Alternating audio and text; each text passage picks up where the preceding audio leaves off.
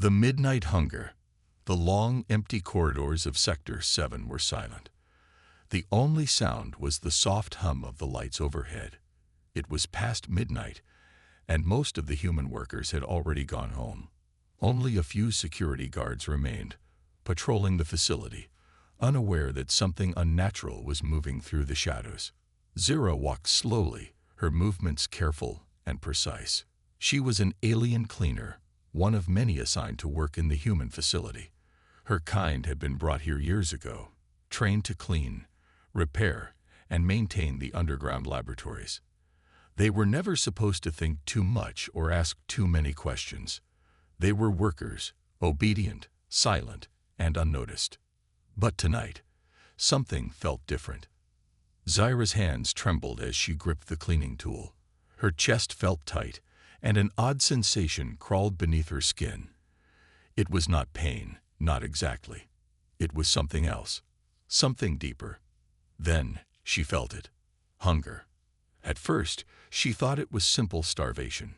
Maybe she had forgotten to eat during her break. But no, this was not normal hunger. This was something stronger, sharper, more dangerous. She swallowed hard, trying to focus on her work. She wiped the metal floor, watching the reflection of her blue-tinted skin in the polished surface. Her dark eyes flickered under the dim lights. And then, she smelled something.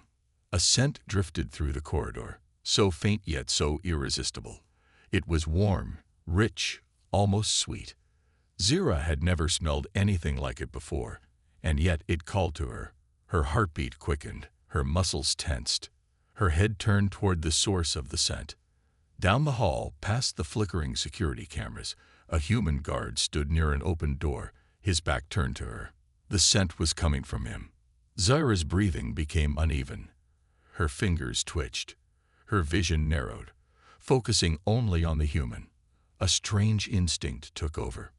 She stepped forward, silent as a shadow, her body moving on its own. Her hunger grew stronger, overwhelming every logical thought.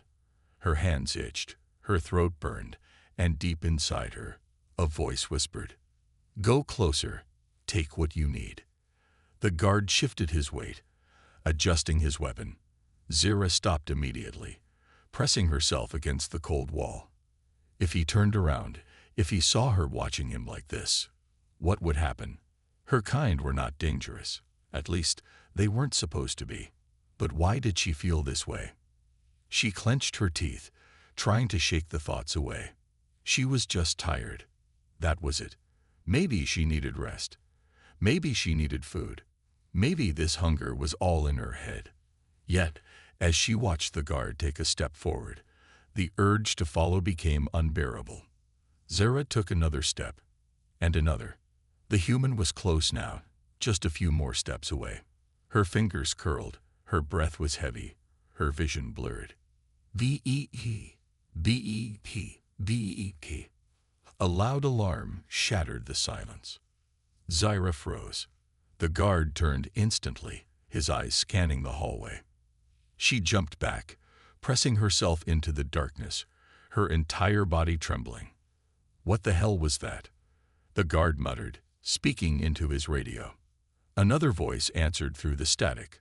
Sector breach detected. All guards report immediately. The guard cursed and ran down the hall, disappearing around the corner. Zira stood there, her body rigid, her breath unsteady. What just happened? She looked down at her hands. Her nails had lengthened, sharp and almost claw-like. She hadn't even noticed. Her breathing was still fast, her hunger still there, burning deep inside her. And worst of all, she knew this feeling wouldn't go away. Not until she fed. The forbidden craving. The alarm continued to wail, its sharp metallic sound echoing through the cold corridors. Zira pressed herself into the shadows, her breath shallow, her heart pounding. The guard had rushed off, leaving her alone. But something felt wrong. She wasn't supposed to feel this way. Her kind were designed for labor, not hunger, not cravings, not this strange, burning need that clawed at her insides. She stared at her hands, still trembling. Her nails had grown. sharp, pointed. She flexed her fingers, watching the unnatural movement. She clenched her fists, willing them to shrink back to normal. They didn't. Her breath hitched. She wasn't changing, was she? No, that was impossible. She had seen others like her malfunction before. Some of them grew sick, their bodies rejecting human-made modifications. They were taken away, never to be seen again. But this wasn't sickness. This was something else. And the worst part, she didn't hate it. The hunger wasn't painful. It was exciting, thrilling, like something deep inside her had finally woken up. But what if someone noticed? What if someone already had? The thought sent a chill down her spine. The alarm stopped, and the sudden silence was deafening. A voice crackled over the facility speakers. Sector sweep in progress. All unauthorized movement will be reported. Zira needed to move. Now. She turned sharply, slipping into a side corridor. The scent of the human guard still lingered, and despite the danger, her body wanted to follow it. No. Focus. She forced herself to walk away. But then, a voice. Zira. She froze. The voice came from her earpiece, one that should have been reserved for human supervisors. But the voice on the other end, it wasn't human. It was low, distorted, filled with static, but still recognizable. Someone knew her name. Someone was watching her. She swallowed. "Who is this?" she whispered. A soft chuckle. "You're feeling it now, aren't you?" Zira's blood went cold. Feeling what? The voice ignored her question. "It's starting. You need to leave that place before they realize what you're becoming." Her throat tightened. Becoming. Before she could respond, a new sound cut through the silence. Footsteps. Zira turned her head sharply. A figure stood at the end of the corridor. Not a security guard. Not human. It was one of her own. Another cleaner. But their eyes were wrong. Their pupils had dilated, their fingers twitching, their head tilted like they were listening to something Zira couldn't hear. And then, they lunged at her. Zira barely had time to react. She dodged, her body moving faster than she thought possible. The cleaner slammed into the wall, twitching, their breath ragged. They turned back toward her, sniffing the air, their lips pulling back into something inhuman. Zira felt the hunger again, this time, stronger. Stronger than fear. Stronger than logic. The other cleaner was like her. And they were hungry too. But instead of attacking again, they smiled. Not out of joy. Not out of kindness. It was a warning. A message. Zira wasn't alone. And this was just the beginning. The whispering shadow. Zira's chest tightened as she stared at the other cleaner. They weren't attacking anymore. They were just standing there, smiling, like they knew something she didn't. The hunger inside her twisted, pulling at her like an invisible force. It wanted her to do something, to respond. But she didn't even know what she was supposed to do. And then, Zira. The voice in her earpiece came again, clearer this time. "You need to move. Now." Her breath hitched. "Who are you?" she whispered. "The only one trying to keep you alive." Before she could ask anything else, the other cleaner tilted their head, as if listening to something only they could hear. Then, with an eerie calmness, they took a step back and disappeared into the shadows. Zira didn't move for several seconds. Something was very, very wrong. The alarms had gone silent. The security cameras had stopped blinking. The facility wasn't just tracking something. It was watching her. And now someone else was watching too. The earpiece crackled. "They're testing you, Zira. The hunger, the instincts. It's not a glitch." She felt a cold chill. Then what is it? A pause. Then, "It's what they built you for." Her hands clenched into fists. No, that didn't make sense. She was a worker, nothing more. She had never been anything more. Had she? The whispering voice cut through her thoughts again. Do you really believe that? Zira's breathing became uneven. She needed to get out of here. She turned, forcing her legs to move, ignoring the twisting hunger in her gut. The hallway ahead stretched long and empty, lined with doors leading to restricted sections. She never questioned what was inside before. Tonight she did. She had to. The voice in her earpiece spoke again, quieter this time. There's something you need to see. Room 417. Don't let them catch you. She hesitated. This was insane. But something deep inside her wanted to know the truth. She moved. Fast. Her body felt light, faster than before, as if she had unlocked some hidden ability she never realized she had. She reached room 417 in seconds. The door had a security panel, glowing red. Locked. Zira didn't think. She placed her hand on the scanner, and the door unlocked. Her eyes widened. That shouldn't have happened. She stepped inside. The room was small, cold, bright white walls, metal floors, and in the center, a glass containment pod. Zira took a slow step forward, her breath shallow. Something was inside. Not human. Not fully alien. Something else. The body inside the pod twitched, its hands clawing weakly against the glass. Then it turned its head and looked straight at her. Zira staggered back. It had her face. Not exactly. Not perfectly. But close enough to make her stomach drop. The figure inside the pod spoke, but no sound came out. Zira's mind raced. What is this? The voice in her earpiece came again. This time, sharp and urgent. You need to leave. Now. They'd know you're here. Zira turned and saw the red blinking light of a security camera pointed directly at her. The facility was watching. And this time, it wasn't going to let her leave. The hunt begins. The red light of the security camera blinked, pulsing like a silent warning. Zira's pulse pounded in her ears. They knew. The facility knew. She wasn't supposed to be here, wasn't supposed to see this. The figure inside the pod twitched again.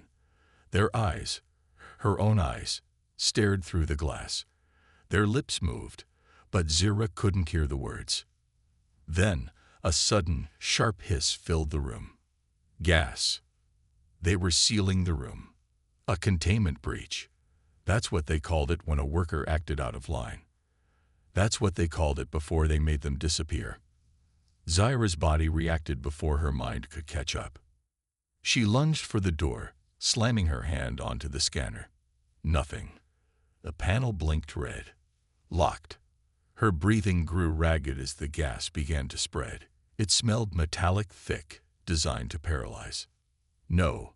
No. She wouldn't let this happen. Zira staggered back, her vision blurring. The figure in the pod pounded weakly against the glass, shaking their head. Panic clawed at her. Her hands curled into fists. No, not fists. Claws. Her nails were longer now, sharper. Her skin itched, her muscles tightened. The hunger twisted inside her, coiling like a living thing. She felt it spread, through her limbs, through her bones, like she was breaking apart and becoming something new. Something stronger. She roared. The glass on the containment pod cracked.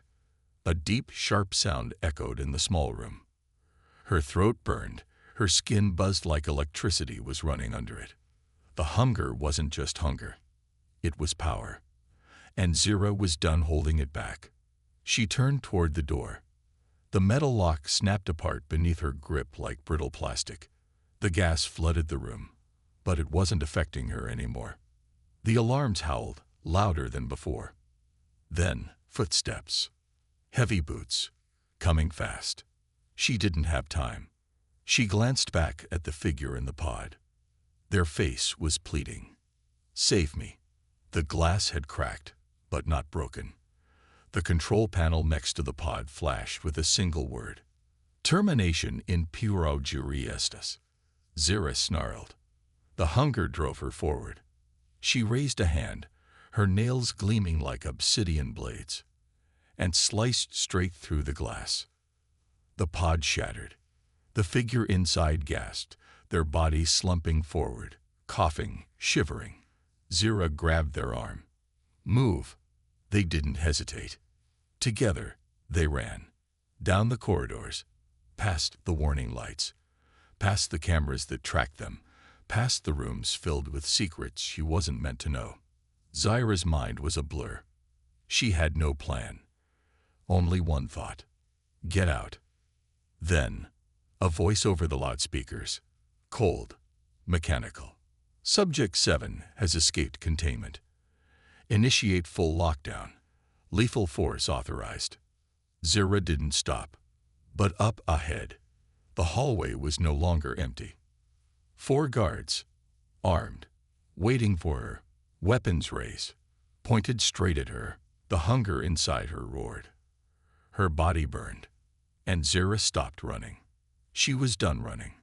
She bared her teeth, and she attacked. The escape and the betrayal. Zyra didn't think. She moved, faster than she ever had before. The guards barely had time to react. Their weapons hummed as they charged up, blue energy flickering at the barrels. Too late. Zyra lunged.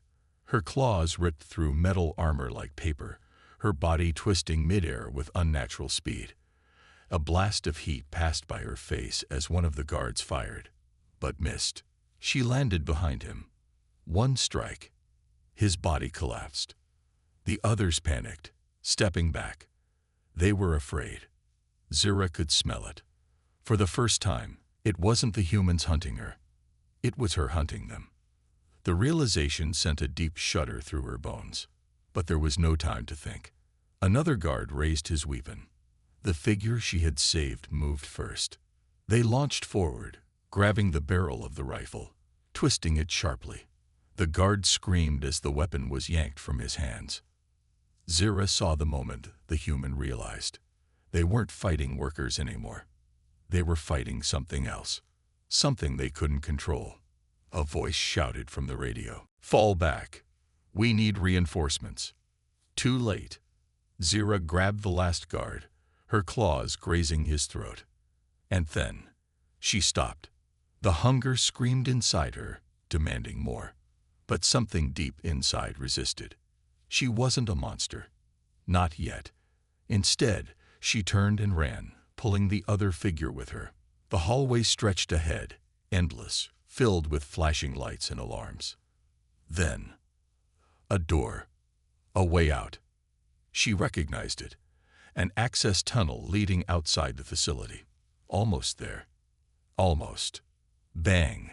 Pain exploded in Zyra's side. She stumbled, her breath catching. A gunshot. Not from a guard. From the figure beside her. The one she had saved. Zyra turned, blinking in disbelief. Her own blood dripped onto the floor. The other alien, her copy, held a weapon in their trembling hands. Their eyes flickered, struggling between regret and something else. Fear. "You don't understand," they whispered. "I had to." Zyra staggered back, rage boiling beneath her skin. "Why?" Her voice came out like a growl. The figure hesitated. Then, over the loudspeakers, a voice cold and calm spoke. "Good work, Subject 8. Bring her in." Zyra's chest tightened. Subject 8. She hadn't just saved someone like her. She had saved a trap. The facility had played her, and now they were coming to take her back. The truth revealed. Pain burned through Zyra's side. She staggered, pressing a hand against the wound. Warm blood trickled between her fingers, but she barely felt it. Her mind was too busy processing the betrayal. The figure, Subject 8, stood frozen, still gripping the smoking gun. Their eyes flickered with something strange. Regret. Uncertainty. But not enough to stop them from pulling the trigger. A voice crackled through the facility's loudspeakers. "Subject 8, hold your position. Retrieval team is inbound." Zyra's breath hitched. She knew what that meant. She wasn't getting out of here. She was being taken back, her muscles coiled, instincts screaming at her to move, fight, survive. But her body hesitated, not from pain, from realization. Her gaze locked onto Subject 8. The way they held the gun, like it wasn't their choice. The way their hands shook, the way their eyes darted around like a cornered animal. They weren't free either. They were being controlled. Zara took a step forward. Subject 8 flinched. "You don't have to do this," Zara growled, her voice low, dangerous. The other alien's lips trembled. Static cut through the speakers, and a new voice, deeper, colder, spoke. "Yes, they do." The room hummed. A high-pitched frequency ripped through Zara's skull like knives. She collapsed to her knees, clutching her head. It felt like something was burrowing into her brain. Subject 8 cried out too, their body convulsing. Their weapon clattered to the floor. Zara's vision blurred as a figure stepped into the doorway. A human. Tall, clean-cut, wearing a black military uniform, hands behind his back, face eerily calm. But his eyes were watching her like she was a lab specimen, like she wasn't a person. "Fascinating," he murmured. "You resisted the trigger longer than the others." Zara's breathing shook. Trigger. They had done something to her. To all of them. She gritted her teeth against the piercing frequency. "You did this," she growled. The man tilted his head. "Of course." He took a step forward, casual, confident, like he already owned her. "We've been testing your kind for years, Zara," he continued smoothly. "You were never just workers. You were prototypes." Her stomach twisted. No, that couldn't be true. She had lived her life as a cleaner, a worker, a servant, hadn't she? The man's lips curled. "Tell me, have you never wondered why you crave human presence? Why your instincts drag you to hunt?" Zara's blood went cold. She had. She just never wanted to believe it. "You weren't made to clean," the man said. "You were made to be our perfect predator." Zara's heartbeat thundered. Her kind. They weren't just servants. They were being bred, tested, engineered into something else, something worse. The hunger inside her twisted, and for the first time, she didn't just fear it, she hated it. The man exhaled as if he were disappointed. "But you aren't complete yet," he said. "Not like Subject 8. Not like the others." His gaze flicked to the trembling figure beside Zara. "They obey now. You still resist." The high-pitched frequency spiked, and Zara choked back a scream. The facility was trying to break her, rewire her, make her one of them. "Give in," the man said softly. "And the pain stops." Her nails dug into the cold metal floor. Every cell in her body begged for relief. But if she gave in, she wouldn't be Zara anymore. She'd be theirs. Her head snapped up, her vision blurred, but clear enough to see the exit beyond the man. There was still a way out, if she could just. Then, suddenly, Subject 8 moved. Their body lurched forward, grabbing the human by the collar. Their voice rasped, strained against the pain. "You lied to me." The human's eyes widened. For the first time, he looked afraid. Zara didn't waste a second. She moved. With everything she had left, she launched herself toward the exit. The alarm screamed. Guards rushed in. Subject 8 held the man back as Ira ran. Down the corridor. Past the blinking red lights. Past the truth she could never unlearn. She was a weapon. But she would never be theirs. The hunger inside her howled. And this time, she let it guide her forward. Straight into the night. The final choice.